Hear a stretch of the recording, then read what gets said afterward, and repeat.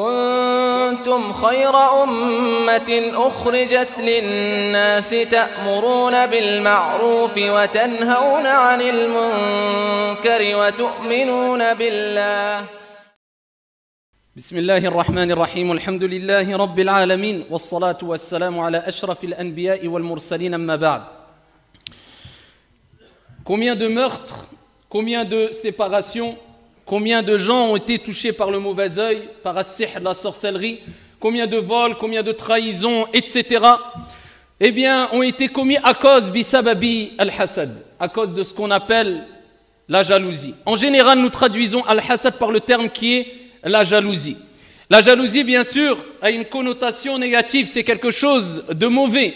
Et je ne parle pas d'une certaine ou un certain type d'envie qui n'est pas blâmable. C'est-à-dire le fait d'envier son frère parce que Dieu l'a comblé d'une chose bonne, d'une chose louable, d'une qualité. Et il aimerait avoir cette qualité sans désirer que cette qualité qui a été donnée à son frère ne disparaisse. Ça, c'est une envie qui est naturelle et elle peut être permise et quelquefois elle peut être même recommandée. Comme on le verra, incha'Allah ta'ala. Particulièrement ici, ce qui nous importe, c'est ce qu'on appelle la jalousie, bien sûr, blâmable, mauvaise. C'est le fait de désirer que le bien qu'Allah subhanahu wa ta'ala, que ton Seigneur a donné, car tout bien qu'on a, que nous possédons, vient d'Allah, tabaraka wa ta'ala. C'est le fait de désirer que le bien que ton Seigneur a donné, a octroyé à ton frère ou à ta sœur, disparaisse. Et c'est le fait de détester qu'un bien quelconque parvienne à ton frère ou à ta sœur. Eh bien ça, c'est ce qu'on appelle al-hasad, la jalousie blâmable. Et cela fait partie de al-kaba'ir, les grands péchés. C'est-à-dire que celui qui tombe dans ce type de jalousie, eh bien, doit se repentir auprès de son Seigneur, tabaraka wa ta'ala, en remplissant bien sûr les conditions du repentir qu'on a déjà évoqué maintes fois. Donc, ayyuha al-ahibba, ce type de jalousie est à abandonner, est à délaisser, est à bannir. Et bien sûr, le type de jalousie ou le type d'envie, ce qu'on appelle quelquefois par al-ribta, ce type d'envie qui est le fait simplement de vouloir ce que ton frère a sans désirer que la chose que ton frère a ne disparaisse, eh bien, de ce point de vue-là, on dira que ce type d'envie, il n'y a pas de mal. Mais il faut bien vouloir ce que ton frère a à partir du moment où ce que ton frère a est une chose bonne, est une chose louable, est un bienfait et n'est pas une chose mauvaise pour toi, pour ta santé, pour ton entourage, pour ta religion. Et surtout, il ne faut surtout pas désirer que cette chose disparaisse chez ton frère. À ce moment-là, il n'y a pas de mal, incha'Allah tabaraka wa ta'ala. Il faut savoir, ayyuha al-akhyar, que le jaloux n'a rien à gagner. Si ce n'est que frustration et perte, comme on le verra. Frustration, il suffit ici de rapporter la parole de Al-Ahnaf ibn Qais, rahmatullahi alayhi, quand il dit « Le jaloux ne goûtera jamais à la quiétude ». Ce n'est pas possible. Quelqu'un qui est jaloux, il ne sera jamais tranquille. Parce qu'il veut toujours que ce que son frère a eu, eh bien disparaisse. Et donc il restera en permanence et il passera son temps à surveiller son frère ou sa sœur. Est-ce qu'il a toujours ce bienfait? Est-ce qu'il a disparu? Et quand il va voir que ce bienfait non seulement est toujours présent chez son frère ou chez sa sœur, mais en plus de cela, eh bien Dieu a fait accroître ce bienfait, eh bien là il deviendra fou. Et c'est pour ça qu'on voit en général les gens qui perdent la raison particulièrement ici, je dis, la raison et qui font un peu tout et n'importe quoi. Et ils sont prêts même à dépasser, à transgresser les limites d'Allah Jalla wa Ala, quitte à tomber dans les grands péchés. Ce sont en général les jaloux. Ils sont prêts à médire leurs frères, à calomnier, à tuer, à mentir, à voler, à trahir, à séparer, etc. Tellement qu'il a été rongé, son cœur a été rongé par la jalousie, wal iyadu billah. Et en général, les gens jaloux, eh bien, ce sont toujours ceux qui essayent d'imiter ceux qui ont été comblés par un bienfait. Son objectif, c'est d'imiter un tel qui a eu un bienfait. Il a acheté telle chose, je veux acheter la même chose. Il a fait telle chose, je veux faire la même chose. Il a été dans tel endroit, je veux aller dans tel endroit. C'est-à-dire qu'il est en manque il n'a pas vraiment une personnalité à lui. Il veut à chaque fois imiter les gens qui ont été comblés de bienfaits et il ne cesse de les médire ou de les calomnier ou même peut-être d'invoquer contre eux, wal iyadhu billah. Et tout cela fait partie bien sûr des grands péchés si cela est basé sur la jalousie réprouvée comme on l'a cité précédemment. Donc on a dit que le jaloux ne goûtera pas à la quiétude, au contraire, il ne connaîtra que la perte. Et la preuve de cela, à titre d'exemple, rapporté par l'imam Abu Daoud, le prophète alayhi afdalus salati wa askat taslim a dit Iyyakum wal hasad. Ce hadith est jugé faible par certains et bon par d'autres savants du hadith. C'est pas parce qu'un savant du hadith a dit faible, ça y est, tout le monde va dire il est faible. Il y a une divergence sur l'authenticité du hadith, ala kullin. Les savants l'utilisent et il est important de rappeler l'authenticité ou la faiblesse d'après les paroles des savants du hadith. Iyyakum wal hasad. Méfiez-vous de la jalousie. Et le prophète alayhi salatu wassalam a dit la jalousie consume ou dévore ou détruit, si tu veux, traduction approximative du sens, les bonnes actions. Et Dieu sait comment sont importantes les bonnes actions. Certaines personnes, il leur manquera une hasanat pour entrer au paradis. Eh bien, le prophète alayhi salatu wassalam nous dit, la jalousie, ce comportement qu'on a cité, ou certains critères de comportement qu'on a cités, eh bien, si tu les as, eh bien, regarde ce que cela va provoquer. La jalousie détruit al-hasanat, les bonnes actions, comme le feu détruit le bois ou consume le bois. Et dans un autre hadith, le prophète alayhi afdalus salatu wa askat taslim, il nous met en garde contre la jalousie en disant que cela peut avoir un effet néfaste et mauvais et destructeur de notre religion. Rapporté par l'imam at-Tirmidhi wa ghayru bi sanadin hasan, le prophète alayhi afdalus salatu wa askat taslim a dit le mal qui a touché les nations qui vous ont précédés s'est infiltré parmi vous. Le mal qui a touché les nations qui vous ont précédés, c'était un mal, s'est infiltré parmi vous. Et ensuite, le prophète, alayhi salatu wassalam, il nous parle de qu'est-ce que c'est que ce mal qui s'est infiltré parmi nous. Et aujourd'hui, on le vit, on le sent, on le ressent dans la communauté. Et c'est une des causes de la division dans la communauté. Al-hasad. Pourquoi lui, il a, pourquoi moi, je n'ai pas? Pourquoi lui aurait-il et moi, je n'aurais pas? Il a akhiri. Et ça, c'est des choses connues dans la communauté, qu'Allah Jalla wa Ala nous préserve de ces caractéristiques néfastes, mauvaises et de ce comportement mauvais et blâmable. Amin. Il faut savoir que le prophète nous a parlé de ce mal et il a dit c'est al-hasad wal-baghda. La jalousie et la haine. Wa hiya al-haliqa. Et il parle de la haine tout en sachant que la jalousie et la haine se rejoignent, tant au niveau de leur sens que de leur définition. Et il dit hiya al-haliqa, c'est celle qui rase la haine. Et il dit je ne dis pas qu'elle rase les cheveux mais elle rase ad-din, la religion. Et on sait très bien que la jalousie et la haine sont des causes de division et même ça peut tellement te ronger et te détruire que, eh bien, ta religion peut être détruite ou tes pratiques religion, car la religion en elle-même ne sera pas détruite bien sûr, mais on comprend que c'est tes pratiques personnelles de la religion, eh bien, peuvent devenir haba'an mansoura wal iyadhu billah, poussière éparpillée. C'est pour ça qu'il est important de prendre en considération les conséquences de al-hasad. Et c'est quoi que provoque la jalousie wal-iyadu billah, ou que peut provoquer al-hasad? Eh bien, sache que la jalousie peut mener à l'orgueil, al-kibr. La jalousie peut mener au meurtre, al-qatl. Et la jalousie peut mener au grand péché ou à d'autres grands péchés, comme on l'a cité, comme la calomnie, la médisance, etc. Et pourquoi pas? Allah tabaraka wa ta'ala nous rappelle dans le Coran al-Karim que le premier péché qui a eu lieu, qui a été commis sur la surface de la terre, ce n'est bien sûr pas le meurtre, mais c'est al-hasad qui a mené vers le meurtre.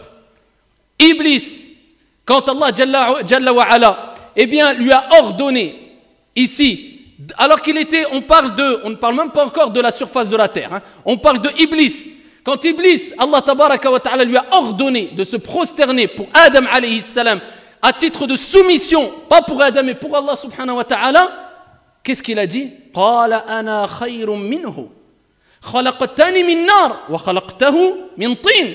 Quand Allah lui a dit ما منعك, qu'est-ce qu'il t'a empêché de te prosterner pour Adam, ya Iblis, bien qu'Allah le sache, mais pour nous apprendre et nous rappeler, attention, et voilà le danger de la jalousie. Iblis a été jaloux de Adam alayhi salam. La preuve de cela, regardez sa réponse et regardez son analogie, son analyse erronée. Il dit moi je suis meilleur que lui. Il a été jaloux d'Adam. Il dit moi tu m'as créé de feu et lui tu l'as créé d'argile. Et cela a provoqué le fait qu'il a refusé l'ordre d'Allah Jalla wa Ala. Il s'est enorgueilli et il est tombé dans de la mécréance. La preuve de cela, وَإِذْ قُلْنَا لِلْمَلَائِكَةِ اسْجُدُوا لِآدَمَ فَسَجَدُوا إِلَّا إِبْلِيسَ أَبَى وَاسْتَكْبَرَ وَكَانَ مِنَ الْكَافِرِينَ. Et lorsqu'on a donné l'ordre à Iblis de se prosterner, aux anges de se prosterner aussi devant Adam, tout le monde s'est prosterné, illa Iblis, sauf Iblis. Aba, il a refusé. À cause de quoi? Le hasad, la jalousie. Wastakbar, il s'est enorgueilli. Ça mène vers l'orgueil. Wa kana min al-kafirin. cela a fait disparaître la concrétisation de sa croyance, de sa foi. Et plus que cela, on a même un exemple concernant les habitants sur la surface de la terre. Et on parle de quel type d'habitants? De quel habitant? On parle des premiers habitants sur la surface de la terre.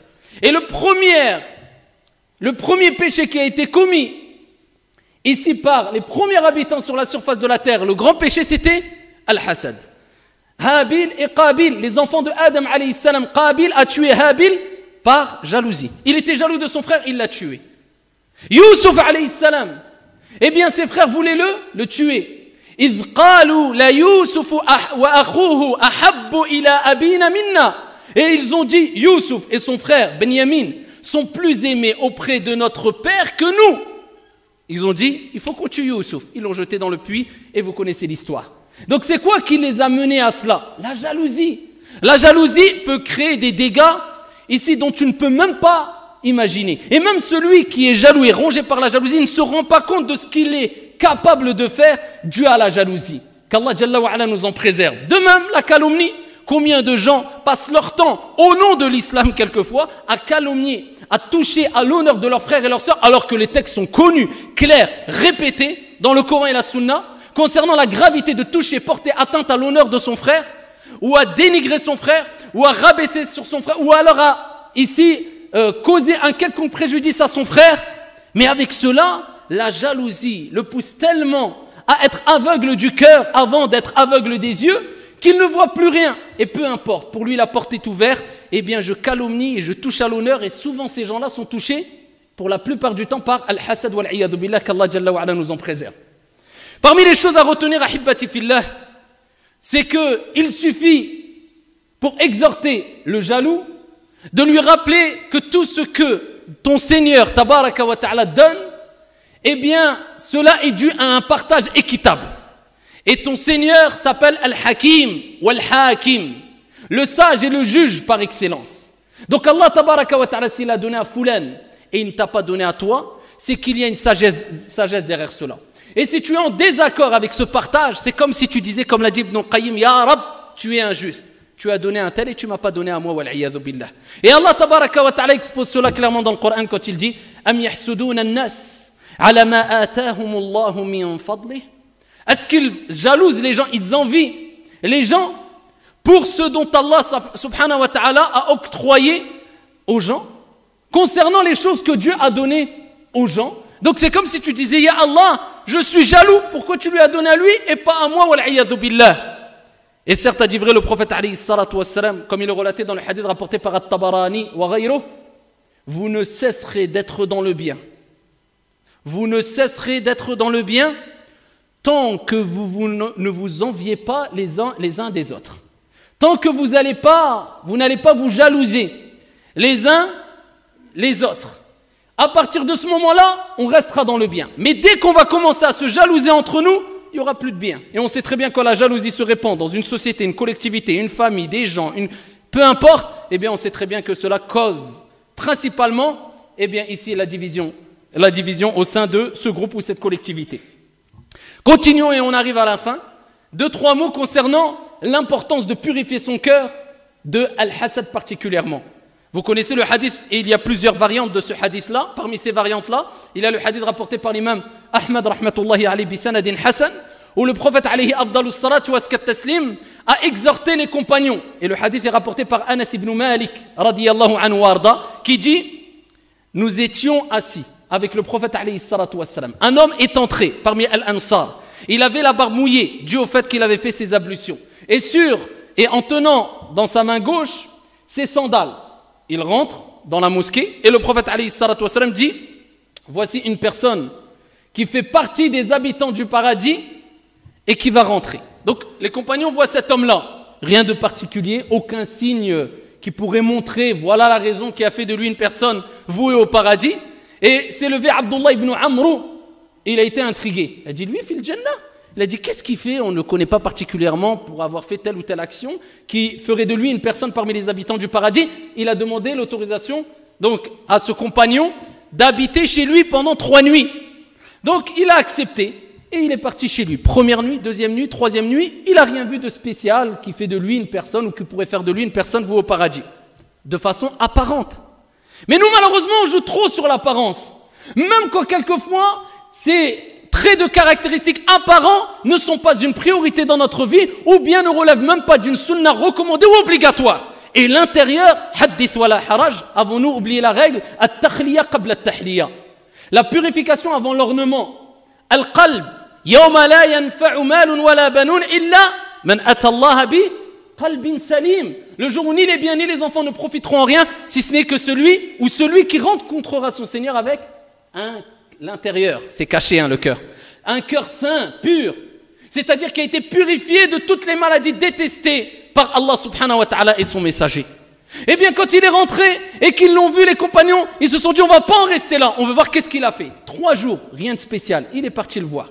Il lui a dit, écoute, j'ai entendu le prophète alayhi salatu wassalam dire que tu ferais partie des gens du paradis. Ça fait 3 nuits que je suis chez toi. Je n'ai rien vu de spécial concernant ton jeûne ou concernant as-salah. Il lui a dit, je ne fais rien d'autre que ce que tu as vu, si ce n'est que je n'éprouve aucune, si on veut traduction approximative d'après cette version, tromperie ou vice vis-à-vis d'aucun de mes frères, aucun des musulmans et musulmanes, et je n'éprouve dans mon cœur aucune jalousie vis-à-vis de qui que ce soit. Il a dit, c'est cela qui t'a fait atteindre le degré que le prophète alayhi salatu wassalam a mentionné, c'est-à-dire al-jannah, Allahumma arzuqna al-jannah. Et donc cela nous rappelle l'importance de purifier son cœur.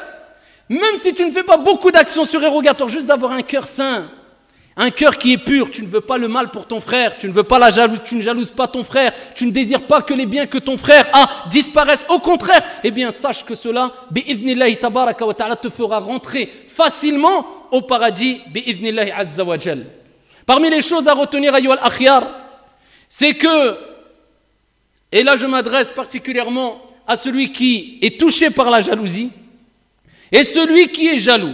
Concernant celui qui est touché par la jalousie, nous lui disons isbir wahtasib, patiente et espère la récompense divine, insha'Allah ta'ala. Et médite ces paroles qui sont véridiques et qui nous rappellent l'importance de patienter et que la patience est une réponse claire et efficace quant au mal de l'envieux ou du jaloux. Isbir ala kaydil hasoud, patiente quant à la ruse du jaloux. Fa inna sabraka qatiluh, ta patience le tuera. An-naru ta'kulu ba'daha, le feu se consume. Illam tajid ma ta'kulu, quand le feu ne trouve plus rien à brûler, eh bien il se consumera. Si tu ne réponds pas au mal par le mal, eh bien sache qu'il se consumera.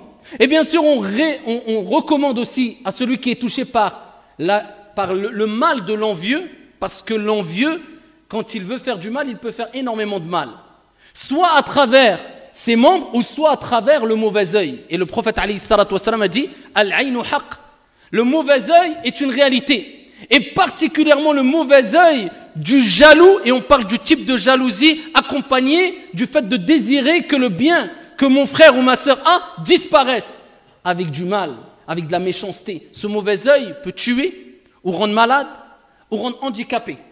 Et cela est connu. Ibn Qayyim rahmatullahi alayhi nous rappelle que le mauvais œil, al-ayn, eh bien peut venir des êtres humains ou peut venir même des djinns.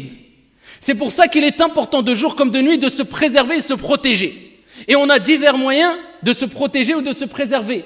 Et particulièrement le fait de répéter Surat al-Falaq et Surat al-Nas. Dans Surat al-Falaq, on cherche protection auprès d'Allah Jalla wa Ala, entre autres, min sharri hasidin idha hasad, contre la jalousie ou l'envieux quand il envie. Parce que tu peux être une personne qui a ce côté envieux, mais tu laisses cela mourir en toi et tu invoques en faveur de ton frère et tu te repens. Cela n'aura aucune conséquence néfaste, incha'Allah ta'ala. Mais quand l'envieux envie, il met en action son mal, son mauvais œil, sa jalousie, cela peut créer des dégâts. C'est pour ça la première des choses, répète le matin et le soir, au minimum 3 fois, Qul a'udhu bi rabbil falaq et Qul a'udhu bi rabbin nas. De même, il y a des invocations. Parmi les invocations les plus importantes, A'udhu bi kalimatillahi tammati min sharri ma khalaq. Et Bismillahi alladhi la yadurru ma'a ismihi shay'un fil ardi wala fis sama' wa huwa as-sami'ul alim. Vous voulez retrouver ces invocations dans la citadelle du musulman 3 fois le matin et 3 fois le soir. Prends cela comme une sorte d'ordonnance qui va te protéger, protéger ton âme, mais aussi ton corps. Parce que le mauvais œil va apporter des conséquences néfastes à ton âme, mais aussi à ton corps a fortiori. Et là, je m'adresse à celui qui en vit. Eh bien, nous lui disons, repens-toi auprès d'Allah tabaraka wa ta'ala, car le fait de désirer que le bien de ton frère disparaisse ne va rien t'apporter, si ce n'est, comme on a dit précédemment, comme l'a dit Al-Ahnaf ibn Qais, l'envieux, le jaloux ne goûtera jamais à la quiétude. Tu resteras frustré. Tu resteras ici dans l'amertume. Tu resteras toujours à t'occuper des affaires des gens en oubliant ta propre personne et cela ne t'apportera rien de bénéfique. Et pour y remédier, invoque ton Seigneur et sois intelligent. Au lieu de désirer que le bien disparaisse, dis « Ya Rab, comme tu as donné un bienfait à mon frère, Ya Rab, je te demande de m'octroyer ce même bienfait à moi. » Alhamdulillah, tu as tout compris. Donc, le bienfait que ton frère a, tu demandes à Allah tabaraka wa ta'ala de te le donner sans désirer que ce bienfait qui a été donné à ton frère disparaisse. De plus, invoque en faveur de ton frère. Pourquoi? Rapporté par l'imam Muslim, et je terminerai ici. Le prophète alayhi salatu wa salam a dit, il nous rappelle que parmi les invocations qui sont acceptées, c'est l'invocation du frère en faveur de son autre frère qui est absent. Et le prophète dit, Allah Jalla wa Ala envoie un ange, il y a un ange auprès de lui, et à chaque fois que le frère invoque pour son frère qui est absent, Al-Malaïka disent Amin, et pour toi la même chose. Amin, et pour toi la même chose. Donc ici c'est une invocation acceptée en faveur de ton frère. Donc demande, Ya Rab, comme tu as donné à mon frère, Ya Allah, donne-moi ce même bienfait si c'est un bien pour moi. Si c'est un bien pour moi, Ya Allah, c'est le mieux. Et ici rajoute, Ya Allah, accroît son bienfait. Augmente-lui de tes grâces. Eh bien les anges diront Amin, et pour toi de même. Et ainsi tu chasseras ce côté envieux, ce côté, on peut le dire, maléfique, car Iblis a été rongé par Al-Hasad. Et Iblis est tombé dans l'orgueil et ensuite est tombé dans le fait du renoncement, ici du renoncement de la foi. Eh bien nous disons attention à ce côté maléfique qui peut prendre le dessus sur toi, wal'iyadhu billah. Qu'Allah subhanahu wa ta'ala purifie nos cœurs de la jalousie et de l'envie mauvaise et qu'Allah tabaraka wa ta'ala nous unisse sur la fraternité et la sincérité et l'amour en Allah tabaraka wa ta'ala. Innahu waliyu dhalika wal qadiru alayh. هذا وصلوا وسلموا رحمكم الله على نبي المختار كما أمركم بذلك جل وعلا حينما قال إن الله وملائكته يصلون على النبي